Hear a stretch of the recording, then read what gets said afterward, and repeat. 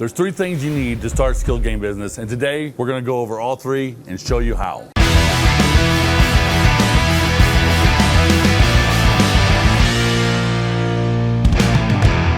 First and foremost, if you're gonna do anything in the skill game industry other than actually having someone willing to sell you skill games, is to find a location. But I'll even tell you this, if you actually find a location and you have a contract with somebody, you actually might be more inclined to be able to get a contract from someone to sell you the skill games that you can place in the business. It's the same as everything in any single business. It's still location, location, location. So when you go to place these games, you want a high traffic area.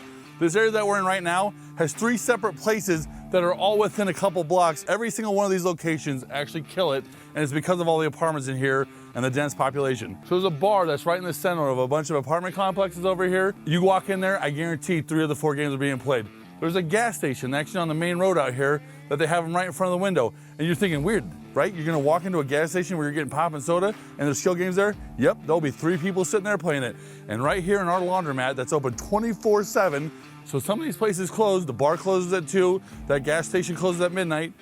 This right here stays open 24/7. So I don't give a shit if it's 2 in the morning, 3 in the morning, 4 in the morning. I promise you, every single hour of the night, there's someone in here playing these games. So being 24/7 is a huge benefit if you can have skill games in that kind of business. But the absolute most crucial thing that you have to do, and you have to do it, no one's gonna do it for you, is you have to go to businesses and you have to find the owner and you have to convince him that you want just a little space in the corner of his store or convenience store, whatever it may be, whatever business he's operating, and you say, I want to put these skill games in here and we're gonna do a 50-50 split. So you tell him, all I need is space and power, and in exchange, I'm gonna purchase all the machines, all the stuff, and I'm gonna give you 50% of whatever profit these machines make. But you have to find that person, and you have to be assured of yourself, and you have to make sure that they believe that you're gonna get this done and it's gonna make money. But along with that too, you don't want just any location. If you got something that has 4 customers a day and it's out in the middle of nowhere, you're not gonna wanna spend the money to do this. You gotta find a good location with high traffic, with a clientele that will play these games. Number 2, you have to have a contract. You may not need contracts all the time, but when you're starting out, you need a contract.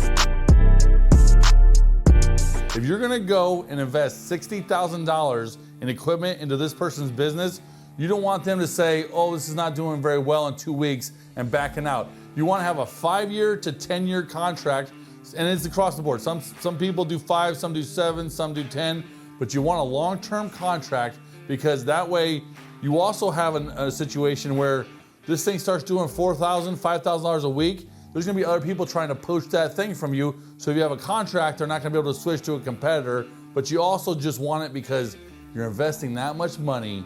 You need to guarantee that your equipment's not gonna get pulled out knee-jerk reaction. The hardest part about all of this is actually meeting the owner of the building and convincing them to put the games in there. I'm gonna tell you right now, people are gonna say, how do I go about doing that? Well, there is no single one answer on this. You have business owners that are actually active in their business every day. So if you go to that location, they'll physically be there. There's tons of businesses like mine where you might run into a manager and you have to actually get past that manager to get to the owner. So you actually have to do 2 sales jobs there.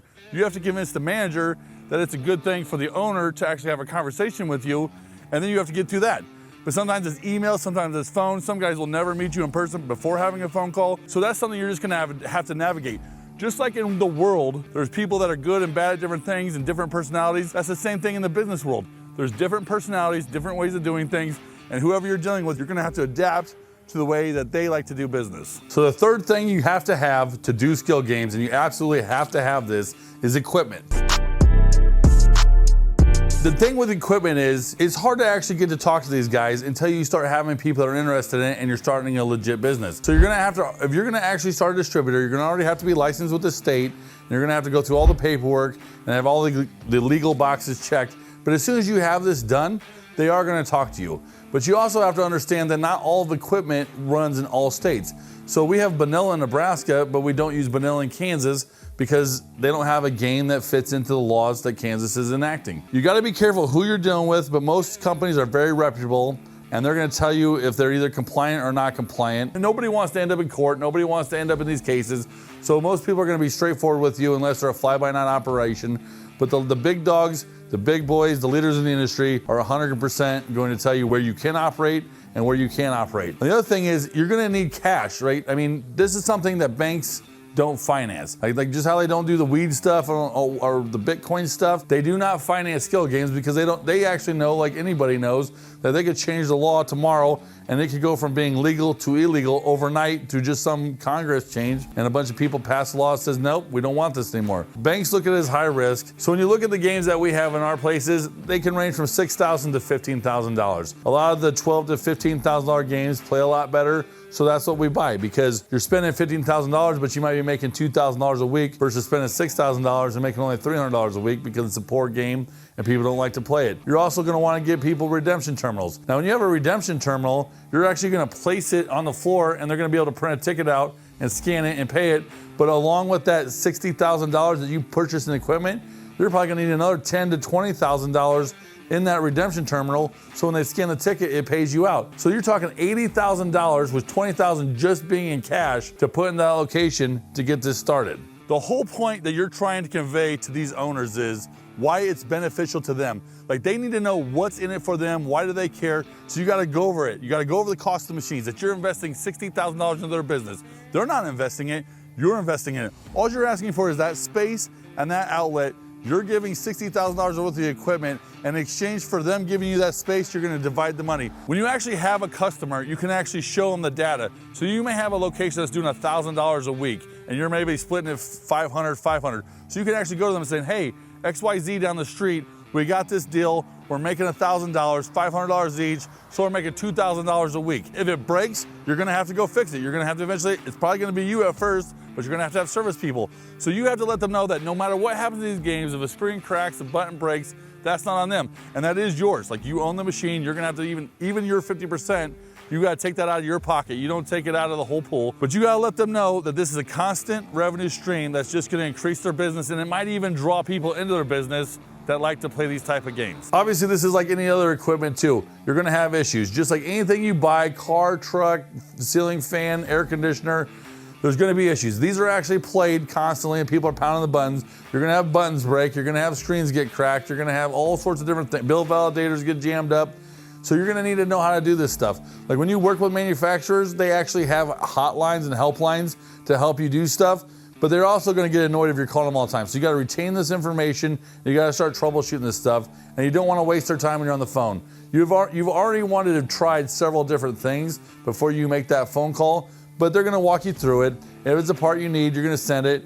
When you start really getting into this, you're gonna have a parts room where you're gonna have a ton of stuff available, so if something goes bad, you can fix it the same day, because you want this stuff running. Every day that thing sits not operable, you are losing money. There's one last aspect that I'm gonna throw in here, and it's kind of a fourth, but not really a fourth. If you happen to live in a state that actually has legalized gambling, I'm actually a licensed representative for Excel Entertainment, and that's a whole different ball of wax, and I can't teach you how to get into that because you gotta have $1 billion to get a casino license. But if you reside in a state that actually has legalized gambling and you want me to place actual casino devices in your game, I won't do it as myself, but you can DM me at Mayberry Capital on Instagram, and I am a representative for Excel, so I'm actually not working for myself, I'm actually a third-party person for them, but we will actually get you set up with actual casino games inside your location.